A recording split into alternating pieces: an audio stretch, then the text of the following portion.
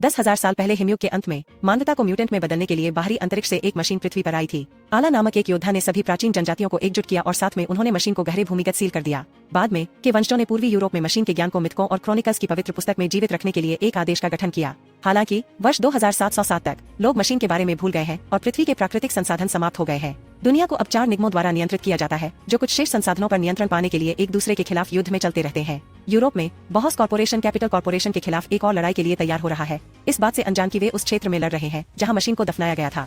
Boss commander Steiner अपने आदमियों को तोपखाने के साथ दुश्मन पर बमबारी करते रहने का आदेश देता है, जबकि कैपिटल कमांडर नाथन अपनी टीम को बहादुर होने और हार न मानने की याद दिलाता है। हालांकि राजधानी पक्ष में मूड अविश्वसनीय रूप से कम है, क्योंकि वे पहले ही बहुत सारे सैनिकों को खो चुके हैं और उनकी संभावनाएं बहुत अच्छी नहीं है। सार्जेंट मिच हर गिरे हुए आदमी के कुत्ते के टैग लेता है, जो उनकी स्मृति का सम्मान करने के लिए दृढ़ संकल्पित है। उस समय बाउहाउ अपने टैंक भेजता है, इसलिए कैपिटल एक बड़ी तोप के साथ वापस फायर करता है। एक और लड़ाई शुरू होती है और परिणामी विस्फोट उस स्थान को प्रकट करते हैं जिसके नीचे मशीन को दफनाया गया है। और विस्फोट उस स्थान को प्रकट करते हैं जिसके नीचे मशीन को दफनाया जाता है और यहाँ तक कि हैच को भी तोड़ देता है, लेकिन कोई भी नोटिस नहीं करता है। बॉस ग्रेनेड और जहरीली गैस के साथ जवाब देता है, जो जल्दी से राजधानी की खाइयों में फैल जाता है। तुरंत उन सभी सैनिकों को जहर देता है जो अपने मास्क को तेजी से लगाने का प्रबंधन नहीं करते हैं। जल्द ही बहुत सैनिक राजधानी की खाइयों में टूट जाते हैं, जिससे हर सैनिक को दृष्टि में मार दिया जाता है। मिच भी लगभग मारा जाता है, लेकिन नाथन हमलावर को गोली मारकर आखिरी सेकंड में उसे बचाता है। वे हार मानने से इनकार करते हैं और जल्दी से वापस लड़ना शुरू कर देते हैं। एक और बड़ा विस्फोट होता है और मशीन के साथ गुफा की छत अंत में तब तक टूटने लगती है जब तक कि वह ढह न जाए। एक अजीब प्राणी परिणामी छेद से बाहर निकलता है और उसे नीचे ले जाने के लिए निकटतम सैनिक के पास दौड़ता है। जल्द ही अधिक म्यूटेंट छेद से बाहर रेंगने लगते हैं और राजधानी की खाइयों पर हमला करते हैं। सेकंड में अधिकांश सैनिकों को मिटा देते हैं। जब बॉस उस क्षेत्र में आगे बढ़ते हैं तो वे नरसंहार किए गए शवों को देखकर आश्चर्यचकित होते हैं और म्यूटेंट उन पर भी हमला करने के लिए उनकी व्याकुलता का फायदा उठाते हैं। इस बीच नाथन और मिच जीवित रहने के लिए चारों ओर चुपके से घूम रहे हैं। वे म्यूटेंट नहीं देखते हैं, इसलिए जब वे अपने साथियों के शव ढूंढते हैं तो उन्हें लगता है कि बॉस ने ऐसा किया था। आखिरकार नाथन स्टेनर के पास आता है और वे वर्तमान स्थिति के लिए एक दूसरे को दोषी ठहराते हैं, इसलिए चाकू की लड़ाई शुरू हो जाती है। वे मुश्किल से आगे बढ़ पाते हैं, इससे पहले कि दोनों पक्षों के सैनिक उन्हें घेर लें। म्यूटेंट छेद से बाहर आना जारी रखते हैं और अपने रास्ते में हर सैनिक को मारने के लिए तलवार की तरह हाथों का उपयोग करते हैं। अंत में राक्षसों का नोटिस लेते हुए नाथन और स्टेनर टीम बनाने के लिए सहमत होते हैं और दोनों सेनाएं प्राणियों के खिलाफ आंख खोलती हैं। संघर्ष में यीशु गंभीर रूप से घायल हो जाता है। शुक्र है एक निकासी विमान जल्द ही आता है, इसलिए नाथन एक मशीन गन पकड़ लेता है और म्यूटेंट को विचलित करने के लिए भाग जाता है, जबकि बचे हुए सुरक्षित रूप से पीछे हट जाते हैं। मिच यीशु को विमान तक ले जाने का प्रबंधन करता है और डरावनी स्थिति में देखता है कि कैसे नाथन बारूद से बाहर निकलता है और राक्षसों से घिरा हुआ है। कुछ समय बाद म्यूटेंट की रिहाई की खबर निकटाइन के आदेश तक पहुंचती है। नेता भाई सैमुअल और सेवरियन नाम की एक मूक नन मठ के गुप्त कमरे में म्यूटेंट के इतिहास की जांच करने के लिए जाते हैं। उम्मीद करते हैं कि यह उन्हें बताएगा कि मशीन को कैसे नष्ट किया जाए। पुस्तक कहती है कि म्यूटेंट घायल और मरे हुए लोगों को राक्षसों में बदलने के लिए मशीन तक ले जाते हैं और दुनिया की कोई भी सेना उन्हें हरा नहीं सकती, क्योंकि वे बहुत मजबूत हैं। हालांकि पुस्तक यह भी भविष्यवाणी करती है कि एक चुना हुआ व्यक्ति है जो मशीन को नष्ट करने में सक्षम होगा।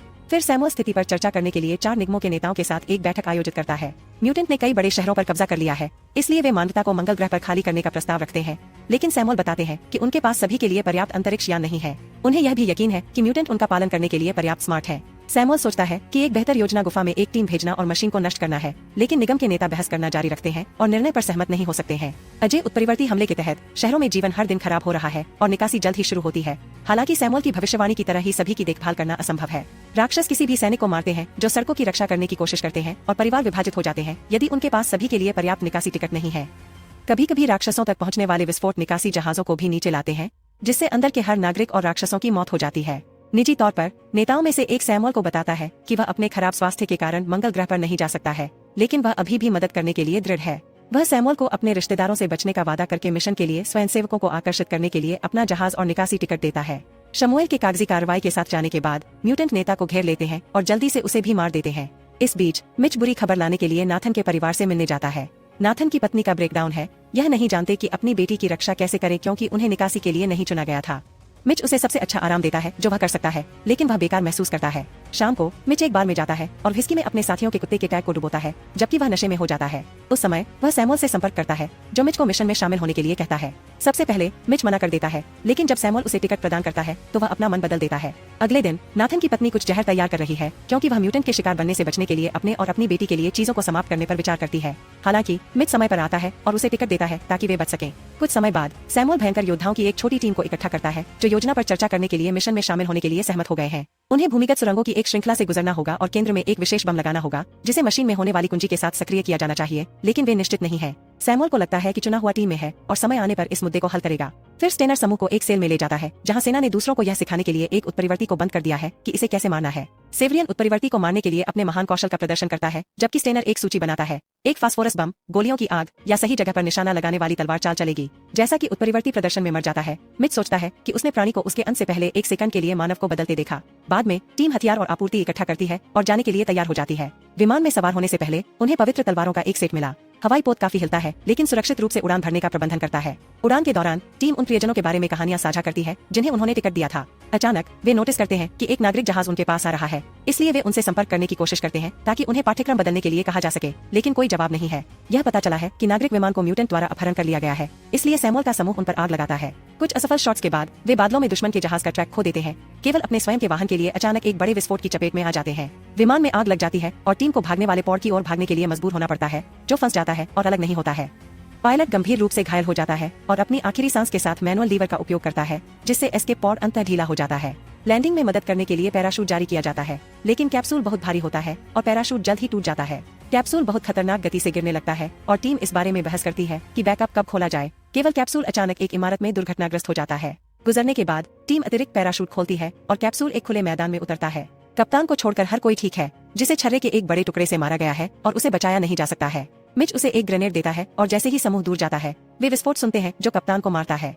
क्षण भर बाद टीम खुद को म्यूटेंट के कब्जे वाले शहर को पार करते हुए पाती है, इसलिए वे यथासंभव सावधानी से आगे बढ़ते हैं। हालांकि मिच ने नोटिस किया कि यहाँ निकासी अच्छी तरह से नहीं चल रही है, क्योंकि 2 सैनिक लोगों को बोर्ड करने और शिकायत करने वालों को मारने के लिए पागल मात्रा में पैसे मांग रहे हैं। उग्र मिच सैनिकों का सामना करने के लिए भीड़ के माध्यम से अपना रास्ता बनाता है और जब वे सहयोग करने से इनकार करते हैं तो वह उनमें से एक को मार देता है। दूसरा सैनिक घबरा जाता है और हर नागरिक को मुफ्त में अंदर जाने की अनुमति देता है। फिर मिच टीम में लौटता है, केवल स्टेनर के लिए मिशन को खतरे में डालने के लिए उसे डांटता है। पुस्तक से एक नक्शे के बाद समूह चलता रहता है और शाम को वे एक परित्यक्त चर्च में पहुंचते हैं। क्रोनिकल्स के अनुसार नीचे गुप्त सुरंगें हैं जो उन्हें मशीन तक ले जा सकती हैं। वे कुछ रस्सी के साथ छत के माध्यम से खुद को कम करके चर्च में प्रवेश करते हैं और सभी धार्मिक मूर्तियों से रेंगते हैं। हर कोने में हजारों हड्डियों का उल्लेख नहीं करते हैं। क्रोनिकल्स के बाद वे प्रलय को पार करते हैं और अंतः पूर्वजों के खोए हुए शहर को ढूंढते हैं। पुस्तक के अनुसार लिफ्ट शाफ्ट उन्हें सुरंगों तक ले जाएगा, जिसका अर्थ है कि अब उन्हें 60 कहानियों को नीचे रैपेल करना होगा। पहले किम वो लिफ्ट केबिन से कवर प्रदान करने के लिए शीर्ष पर एक पैर जमाता है। फिर टीम रस्सी को सुरक्षित करती है और वंश शुरू करती है। ध्यान से चलते हुए वे पुस्तक में उल्लिखित दूरी तक पहुंचते हैं, हालांकि उन्हें कोई प्रवेश द्वार दिखाई नहीं देता है। सैमुअल क्रॉनिकल से परामर्श करने का फैसला करता है और इतना विचलित हो जाता है कि वह फिसल जाता है और गिर जाता है। मिच उसे पकड़ने की कोशिश करता है, हालांकि चेन टूट जाती है और सैमुअल नीचे गिर जाता है। सौभाग्य से यह एक लंबी गिरावट नहीं है और सैमुअल ठीक है, लेकिन उनके लिए इंतजार कर रहे म्यूटेंट के टन है। मिच गोलियों और आग की लपटों के साथ सैमुअल की रक्षा करने के लिए नीचे कूदता है। कुछ समय हासिल करने के लिए लिफ्ट का दरवाजा बंद कर देता है। स्टेनर शोर सुनता है और एक ग्रेनेड फेंकता है, जिसे सेवरियन समय पर पकड़ लेता है और नीचे छेद में फेंक देता है ताकि सैमुअल को चोट न लगे। शोर के कारण अधिक म्यूटेंट बाहर आते हैं और जब बाकी समूह सैमुअल में शामिल हो जाता है तो एक शातिर लड़ाई शुरू होती है।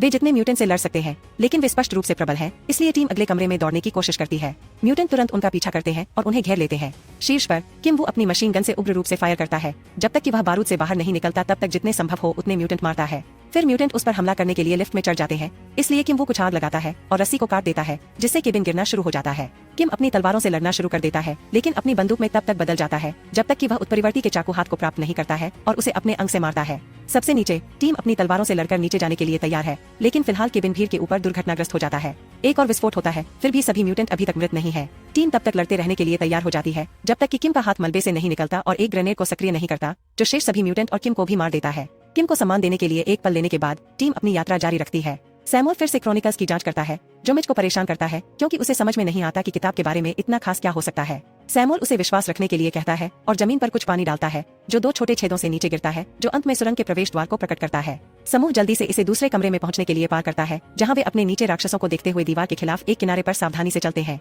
म्यूटेंट घायल लोगों को मशीन तक खींच रहे हैं और पीड़ितों के बीच नाथन को देखकर मिच चौंक गया है।